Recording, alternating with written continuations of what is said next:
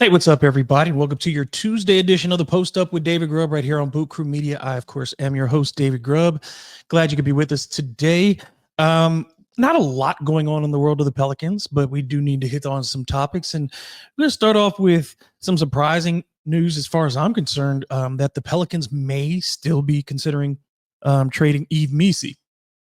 And that comes from a couple of reports lately. There's one that was last month that the Lakers had been nosing around the Pelicans, reaching out about Missi's availability.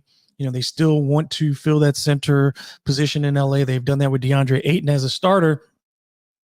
But I think that they're still looking for a lower cost option that maybe they could, fit in with their very high priced core in LA, and that there's some attraction to Missi, certainly. And the Pelicans have already signed Kevon Looney, and I think that there's some idea that Looney could replace Missi.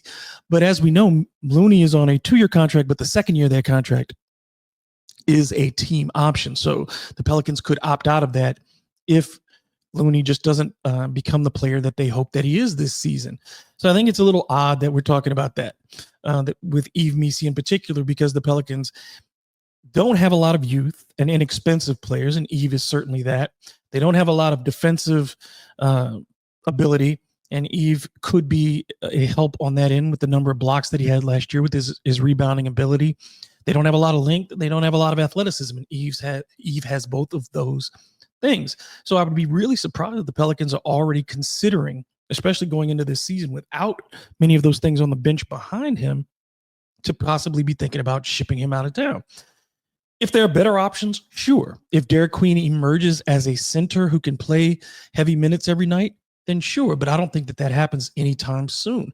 When you look at Missi, and yeah, there was a disappointing summer league offensively, but defensively, he did the things that he was supposed to do again. He's playing an Afro-basket, as we talked about, getting his international experience up, which I think is a good thing. International play is good for development. I think for somebody like Yves, who needs time on the court to continue to get better, a guy who hasn't played a ton of basketball in his life, and needs to do it in game situations and understand what his roles and responsibilities are going to be in game situations, especially as you look for incremental progress from year 1 to year 2. Look, I mean, we were all impressed and thankful that Yves overplayed his draft status last year on his way to earning second-team all-rookie recognition. Played in the most games for the Pelicans, led the team in minutes total, played about 27 minutes per night, averaging 9 points, 8 rebounds. And you got to really be encouraged in that regard. I have criticized Yves for a certain number of things, but overall, it takes centers multiple years to become who they're going to be.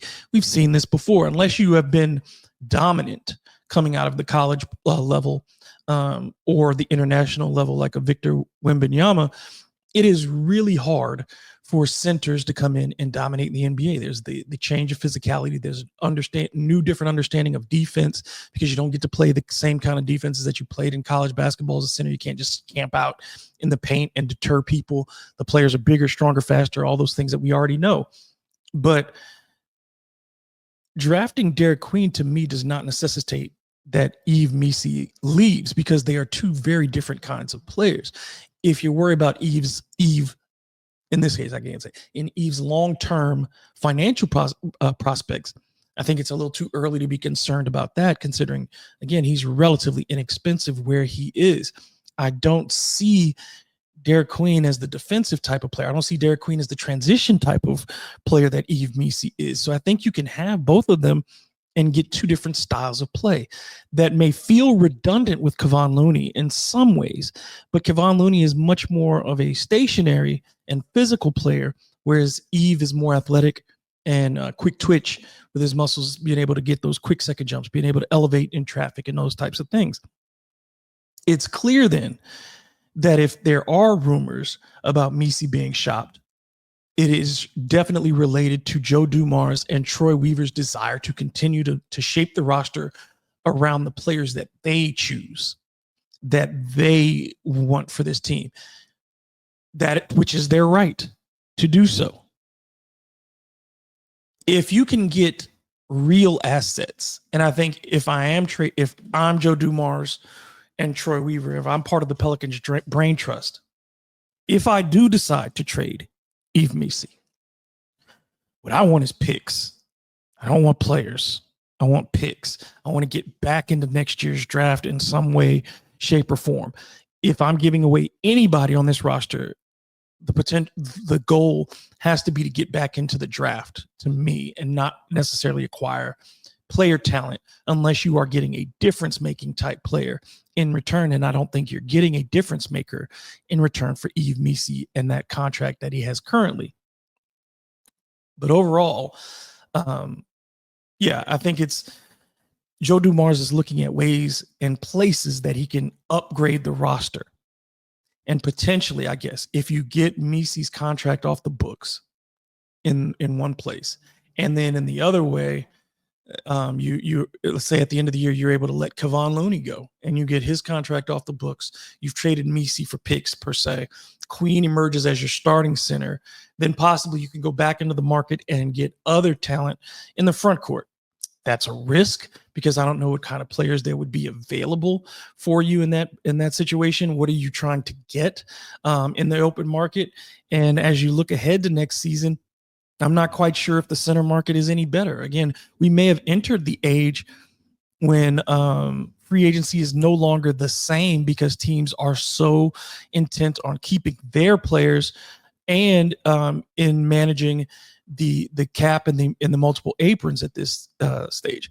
When you look at the players who could be potential free agents at center next season, a lot of them would be very expensive. You're talking about, again, a Mo Wagner who could potentially be a free agent, a Nick Richards, an Andre Drummond who's beyond his best years, Dwight Powell, Kevin Love, all those are older players. Even a Mason Plumlee, Drew Eubanks, Micah Potter, Jock Londale. Those are all the players that you're going to get on the free agent market next year at center. So not a lot of difference makers there. So if I'm trading Yves Missi, if I'm considering that, or if I'm moving on from either one of your centers, then the goal to me has to be to get back into the 2026 draft and have that option of picking up some young talent to go with what you have and to continue to restock this roster that way, build out the bench with mostly veterans. But if you can add another rookie, there's one more rookie to the class next season, I think that could be a good thing for the New Orleans Pelicans. The more ridiculous trade concepts is that this continues to be this idea that Zion Williamson is going to go somewhere really quickly. He's still listed as one of the most likely trade candidates for the upcoming season. And whether you talk about Zion Williamson moving on to, let's say, a Sacramento, whether you talk about Zion Williamson moving on, in exchange for like a Sabonis and building a team around Trey Murphy in that regard and having Trey be the offensive centerpiece along with Jeremiah Fears and Derik Queen. Okay, that's an option. It's an option. But I think you're downgrading, because the one thing we are all clear on, whether you think that Zion is the piece that you want to build this franchise around, is that he is an impactful player when he's on the floor. He is a top tier, number one alpha, whatever language you want to use for a franchise type player. Zion has that ability.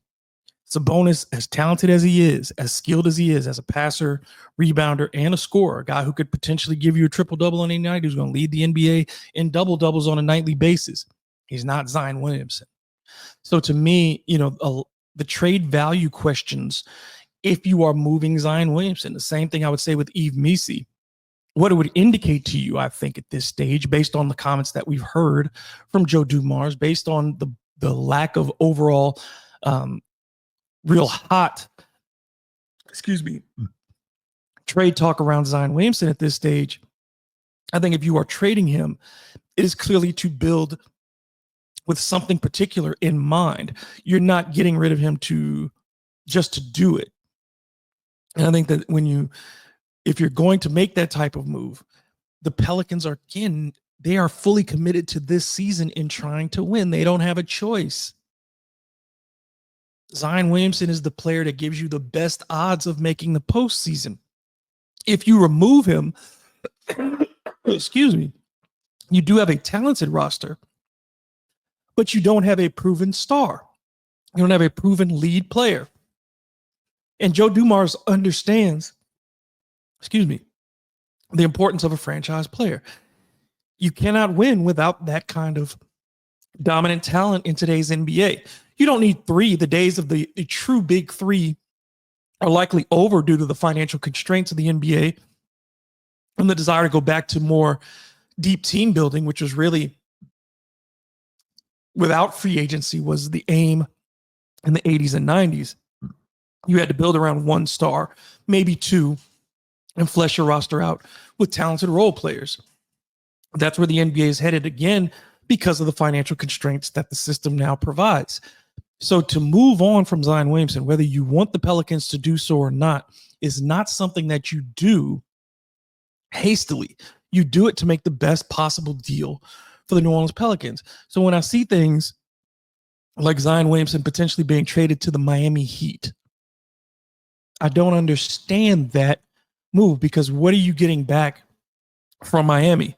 If the proposal is you get Terry Rozier, who I've made trade proposals for the Pelicans to get a Terry Rozier and Nikola Jovic. I've talked about those two players in particular, but not for Zion Williamson. And if you added a couple of draft picks into that, sure, for the Heat, that's a win because the Heat are always looking for a superstar. But if you're the Pelicans and you're basically adding Jovic to be a stretch big, you're adding Rozier to get him off your salary for next season, and then you may get those first round picks. But if they're the Miami Heat and they're making the playoffs with Zion Williamson, those are not great picks. And sure, you want good picks from a team, and I think that there will be teams that are losing that are more desperate to get a Zion Williamson if you're going to make that deal. So if you have a team that's desperate for a superstar and you have a piece like Zion Williamson, then you'd be far more likely to look for those teams with desperation who may be willing to give you a higher and better first-round pick, if not multiple first-round picks, depending on what they're sending back as far as player talent and salary. So to me, at this stage, I can't see the Pelicans making any more major trades prior to seeing what the product looks like on the court in some substantial way, whether that be 10 games, 20 games, whatever. I don't think you'll see any knee-jerk reactions from Joe Dumars early on, because there have been already so many changes to the culture around the Pelicans, around the roster, and certainly the anticipation of who may or may not be available when the season starts due to injury. So to continue to do this rapid upheaval in the early parts of the season is not necessarily a recipe for success. You need some level of sanity, consistency to create the baseline for what the Pelicans are going to do this season and how you're going to measure success or failure individually for players, collectively as the team, individually for the head coach, collectively for a front office. Making more and more haphazard trades, moving on from your franchise player prior to the season or even early in the season would send the negative signal to your fan base. It feels like then you're giving up on this current season. Again, even if you want to move Zion during the season, is probably going to be detrimental unless you've figured out somebody to bring in return who can immediately fill that kind of role and responsibility that Zion has. Who are you going to find who can give you 20 plus points? Who are you going to find that's going to give you 7 rebounds? Who are you going to find that's going to collapse the defense in a similar manner? If you're not finding at least some combination to replace the skills that Zion Williamson is taking away with him whenever you trade him, then it doesn't make sense to make the deal. And I think Joe Dumars and Troy Weaver, whether or not they make the right deal, are fully understanding of what his value could be. And I think they would like to see Zion ramp up his value, even if he doesn't finish his career in New Orleans. They want to see him on the court, one of the best and most dominant players in the NBA today. They want to see it, and then they want to evaluate it, and they want to find out what they can do for the long or the short term. You wish that a decision was already made. It would be great if we already knew what the future held for the Pelicans, but that's not why we tune into sports. We tune in because it is, in many ways, the last remaining unscripted drama that we do have. Reality TV, we know, is fake. We are fighting to hold on to sports as real and dramatic and competitive as it can be, no matter what the NBA tries to do. And one of the things that we were going to try to discuss on Sunday that just didn't come out due to us talking more and more about the schedule, was just this shift. And this is a little bit of a sidebar, but I just want to kind of talk about this for a second. And this is this shift in the NBA that you continue to see, and in my mind, where it is becoming less and less about the game of basketball. We are talking about turning the NBA essentially into rock and jock basketball. And if you don't remember what rock and jock is, it was this thing an MTV did in the 90s where they would have athletes and celebrities and musicians play, basketball games, and there'd be all these crazy rules about 10-point shots and 100-point shots and things like that. And the game became less about the competition, certainly in those types of things. It's about entertainment. Professional sports it is entertainment, but it's not entertainment in the same way that a movie is, or that television is, or that music is. Because the kind of personal investment that people put into sports, the kind of emotional investment, the kind of familial bonds that you have, community bonds, that doesn't happen around a TV show. Even if everybody's watching the show, it's not the same as one city together or one group of people together believing in this one thing and coming back to it every year, passing it down from father to son, mother to daughter, family to friend, all these things that become synonymous with sports fandom, that connectivity. When it's there, it's what makes sports great to us. And it feels like the NBA is forgetting that in some ways. When you focus on the All-Star game and the spectacle surrounding it, you forget the game. You lost the plot. When the drama of the offseason or during the season discussing player movement, and I'm not the first person to say this, so I'm not going to pretend that I'm brilliant in observing this. When the drama supersedes the basketball, when we are more concerned with the highlights than the 48 minutes, when we want to see what people's bags are and not how they execute, like we have turned this into an exhibition almost. It's not about just the artistry. It's about the passion and the competitiveness of two teams fighting for this ultimate prize, which is an NBA championship. And on a nightly basis, the teams that are in front of you, whether it's your team or two other teams that you're watching on television or you're in an arena somewhere, what you expect to see that night is athletes at the height of competition and the height of skill going against each other and, watching that over and over again until you get that outcome of who's the champion each year. When you focus on the spectacle, when you focus on what the sound is in the arena and the halftime entertainment and all those things are the extras, it's like going into a hotel and they've got a great continental breakfast. Sure, the parking is fine, fantastic. But when you go into the hotel and you go into the bed, you don't want to sleep on that thing. That's what the NBA is becoming. They're forgetting that the reason you came to the hotel is to take a nap, to go to sleep for the night, to rest. You didn't come for the breakfast. You didn't come for the parking lot. You didn't come for the pool. If the room ain't right, nothing else is right.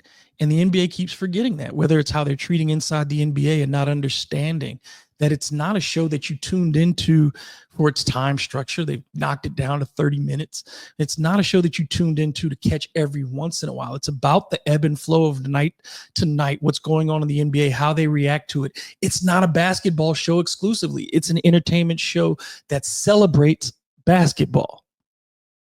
And that's the reason why the NBA has struggled and now has to rely on nostalgia with this NBC thing and playing the old theme song again and going back to that because they can't sell the current product as is because the basketball isn't compelling enough. And when we keep having these conversations about trades and free agency constantly, and yes, it's the business of sports, and yes, it's a 24-hour news cycle, but we are talking way more about player movement than we are talking about X's and O's when we're talking about what's happening on the court. And it's not just in the offseason, it's all season long. As soon as the season starts, we're talking about who could potentially be gone at the end of the season. We're talking about who could get drafted at the end of the season. We're talking about who's going to get traded, who's going to get signed, all those things. And we're out of the basketball conversation as soon as it begins. I want to see us get back to basketball. Can we get back to basketball? I don't want to hear. I mean, I got to do my job and I got to talk about these things when they come up. But I don't want to talk about trades exclusively. I want to talk about the game.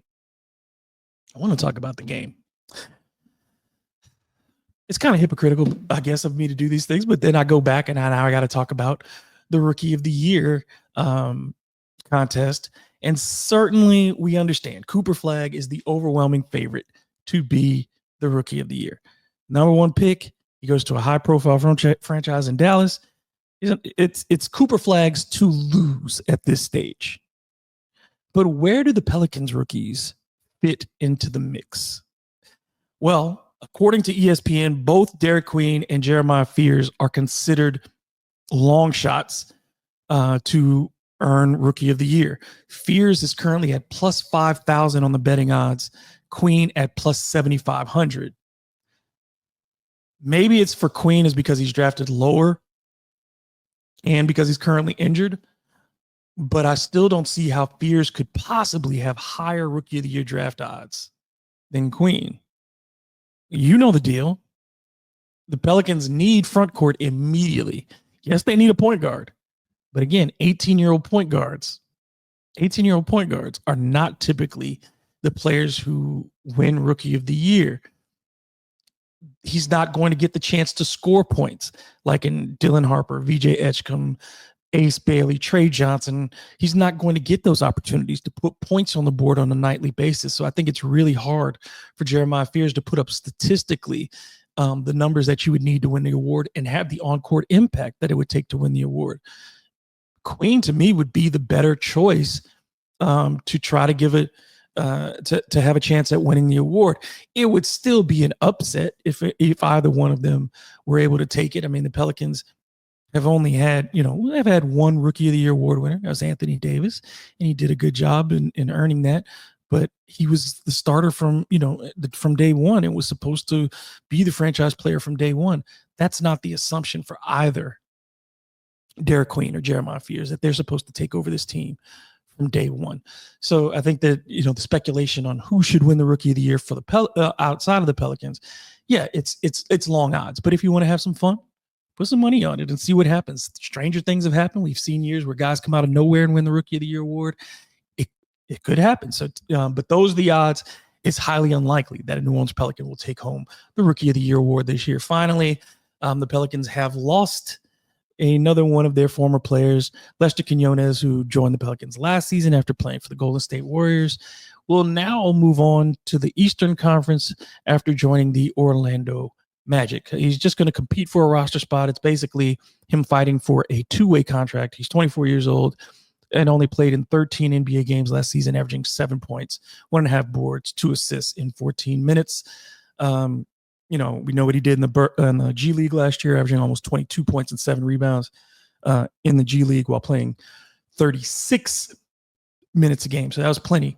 But the Pelicans do, watch Lester Quinones move on to the Eastern Conference. But I think the Pelicans are fine with that, considering the moves that they made, including yesterday's signing of Jalen McDaniels.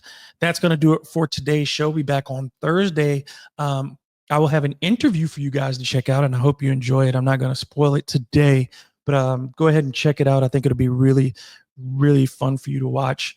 And if you've been watching the Pelicans for a while, it'll resonate as well. It's not necessarily an on-court story, but it is about an important person in the story of the New Orleans Pelicans. All right. So until then, make sure you like, subscribe, hit the notification bell, share the podcast with whomever you know. Also, you can follow me on social media at DM Grub on Facebook, Twitter, Instagram, TikTok, and Blue Sky. If you'd like, you can also check out thebirdrights.com. Until the next time, this has been the Post Up with David Grubb. I'm him, you're you. I'll see you on Thursday.